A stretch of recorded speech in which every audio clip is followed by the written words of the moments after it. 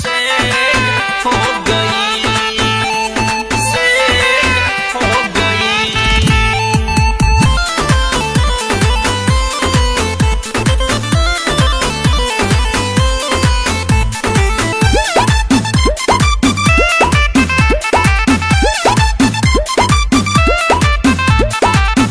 हाल बहाये मौजनुआ बतावो, हमरो के हाल दिल अपन सुनावो।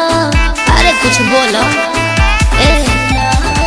का हाल बहाये मौजनुआ बतावो, हमरो के हाल दिल अपन सुनावो।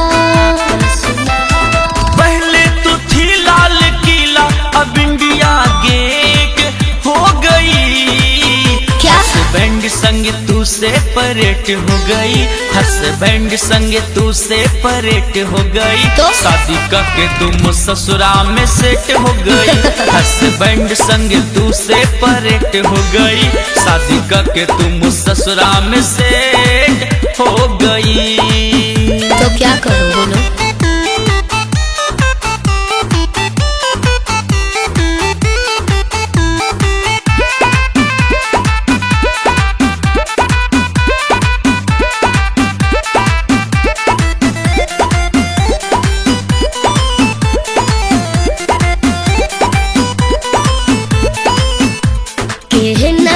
चाहे सुनर घरवा, एक नंबर खोजे के ना बारवा।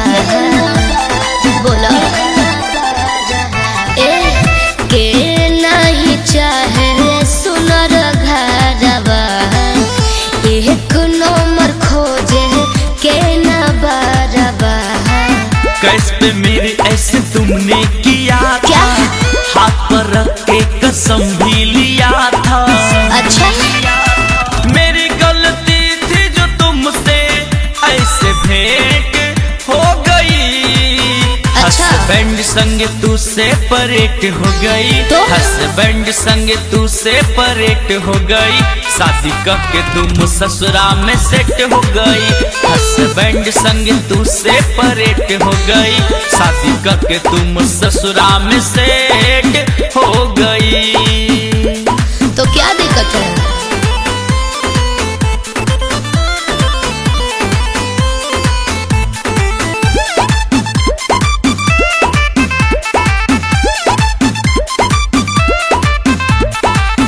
दिल ना मिले तो दिलदार का, टूटे नहीं ऐसन बाटे प्यार का।